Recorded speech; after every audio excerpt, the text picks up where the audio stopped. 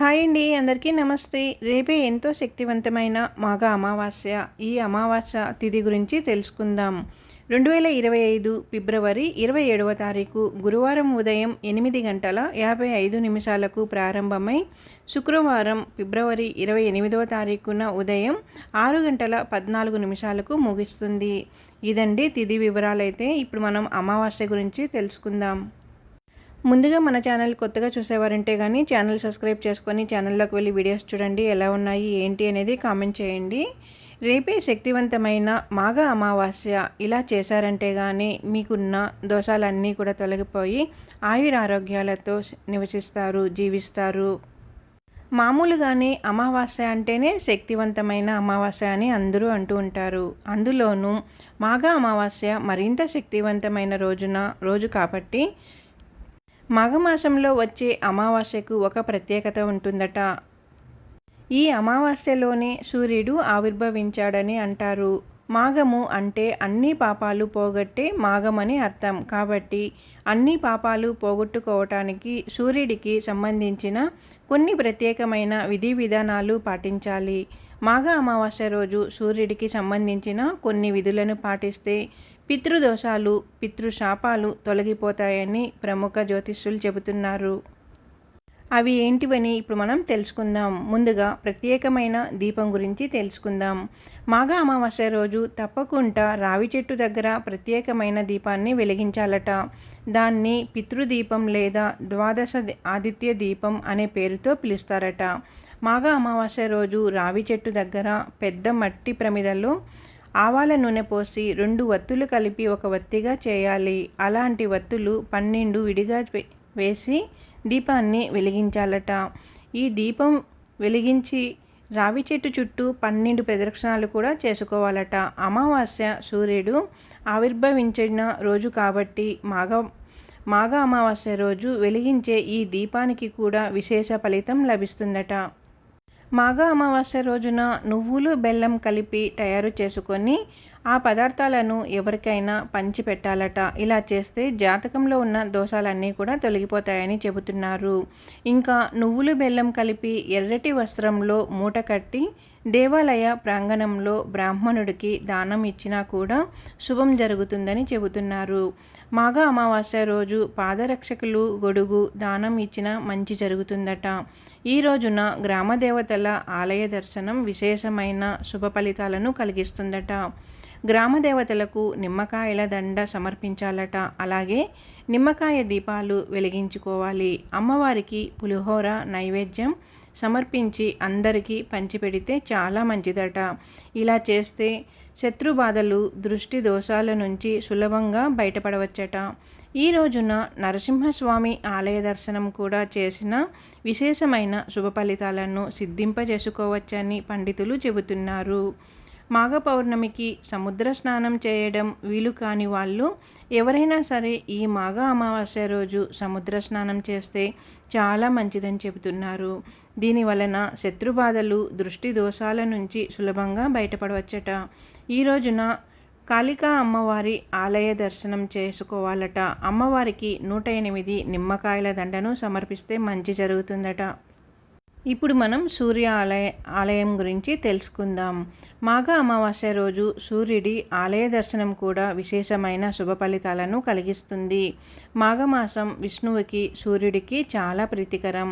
పురాణాల ప్రకారం అమావాస్య సూర్యుడు ఆవిర్భవించిన తిథి అని పండితులు చెబుతారు. కాబట్టి మీకు దగ్గరలో ఉన్న సూర్య ఆలయం దర్శనం చేసుకోవాలి.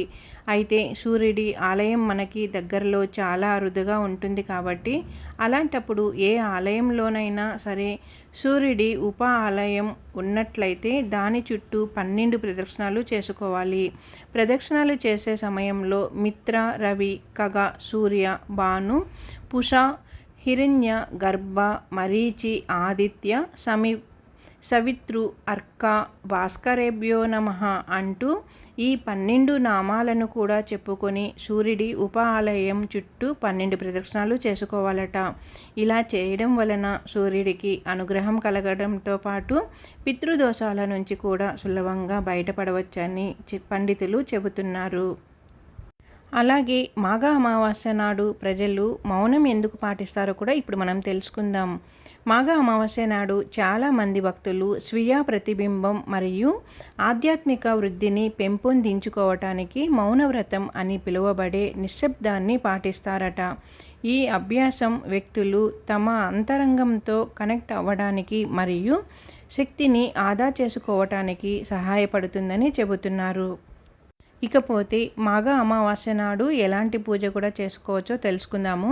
సాధారణ ఆచారాలలో పవిత్ర నదులలో పవిత్ర స్నానం చేయడం, దేవతలు ఇంకా పూర్వీకులను గౌరవించుకోవటానికి పూజలు మరియు హోమాలు చేయడం, ఇంకా అవసరమైన వారికి ఆహారం, బట్టలు లేదా డబ్బులు దానం చేయడం ద్వారా దాన ధర్మాలలో పాల్గొనడం వంటివి జరుగుతాయట. ఈ రోజున పూర్వీకులను గౌరవించుకోవటం యొక్క ప్రాముఖ్యత గురించి తెలుసుకుందాం. మాఘ అమావాస్య నాడు పూర్వీకులను గౌరవించటం వల్ల వారి ఆత్మలకు శాంతి చేకూరుతుందని, జీవించి ఉన్నవారికి ఆశీర్వాదాలు లభిస్తాయని నమ్ముతారు. చాలామంది తమ పూర్వీకులను స్మరించుకోవడానికి ఆచారాలు చేసుకుంటూ ఉంటారు. ఇది ఒక ఆచార నమ్మకం అన్నమాట. కుటుంబ బంధాలను మరియు ఆధ్యాత్మిక సంబంధాలను బలోపేతం చేసుకోవటానికి ఇది ఒక నమ్మకం. చారిత్రక సందర్భం గురించి కూడా తెలుసుకుందామండి. మాఘ అమావాస్య మూలాలను, సృష్టికథలను సంబంధించి దాని ప్రాముఖ్యతను వివరించే పాత హిందూ రచనలలో చూడవచ్చట. తన మొదటి సృష్టిని పూర్తి చేసిన తర్వాత బ్రహ్మదేవుడు ఈ రోజున ఆలోచించడానికి కొంత సమయం తీసుకొని మనువు మరియు శతరూపాలను సృష్టించాడని చెబుతున్నారు. మాఘ అమావాస్య రోజున ఎందుకు మౌనం పాటిస్తారు, ఆచారాల గురించి ఇప్పుడు మనం తెలుసుకుందాం. మౌనవ్రతం. మాఘ అమావాస్యలో మౌనంగా ఉండటం అత్యంత ముఖ్యమైన అంశాలలో ఒకటి. స్వీయ నియంత్రణ మరియు ఆధ్యాత్మిక ఉన్నతిని సాధించటానికి భక్తులు పగటిపూట మాట్లాడటం మానేస్తారు. ఈ వ్యాయామం శక్తి పరిరక్షణలో ఇంకా వాక్శుద్ధికి సహాయపడుతుందట. పవిత్ర స్నానాలు చేయడం. పవిత్ర నదులలో, ముఖ్యంగా గంగా నదిలో భక్తులు తరచుగా పవిత్ర స్నానాలు చేస్తారట. ఈ రోజున ఈ నీటిలో స్నానం చేయడం వల్ల పాపాలు ఇంకా చెడు ఆలోచనలు తొలగిపోతాయని ఒక నమ్మకం. ప్రయాగ్రాజ్లోని త్రివేణి సంగమంతో సహా నదులు కలిసే ప్రదేశాలను చాలామంది పర్యాటకులు కూడా సందర్శిస్తారట. హోమాలు మరియు పూజలలో పాల్గొనడం. మాఘ అమావాస్య నాడు పూర్వీకులను గౌరవించుకోవడం, శివుణ్ణి, విష్ణువుని, దేవతలను ఆశీర్వదించడానికి హోమాలు, అగ్ని నైవేద్యాలు ఇంకా పూజలు, ప్రార్థనలు వంటి ఆచారాలు కూడా నిర్వహిస్తారట. మరణించిన కుటుంబ సభ్యులను గౌరవించడానికి పితృదోష పూజ కూడా తరచుగా అమావాస్య రోజున చేసుకుంటూ ఉంటారు. ఇకపోతే దానాలు మరియు దాతృత్వాలు. ఈరోజు దాన ధర్మాలకు అధిక ప్రాధాన్యతనిస్తుంది. అవసరంలో ఉన్నవారికి డబ్బు, ఆహారం లేదా దుస్తులు ఇవ్వడం శుభప్రదంగా పరిగణిస్తారు. అలాగే ముగింపు గురించి కూడా తెలుసుకుందామండి.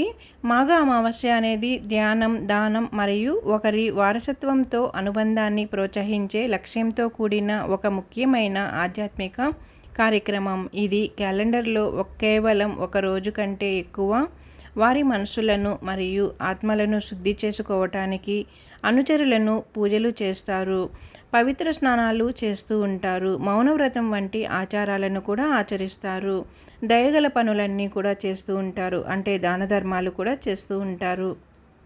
ఇలా చేయడం వల్ల పితృదోషాలు ఉన్న వారికి దోషాలన్నీ కూడా తొలగిపోయి అంత సుఖమయం అవుతుందని పండితులైతే చెబుతున్నారండి. ఇది మాఘ అమావాస్య గురించి ఇప్పుడు మనం అన్నీ కూడా తెలుసుకున్నాం కదా.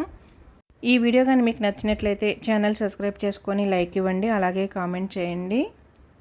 ఓం సూర్యదేవాయ నమః. ఓం సూర్యదేవాయ నమః. ఓం సూర్యదేవాయ నమః.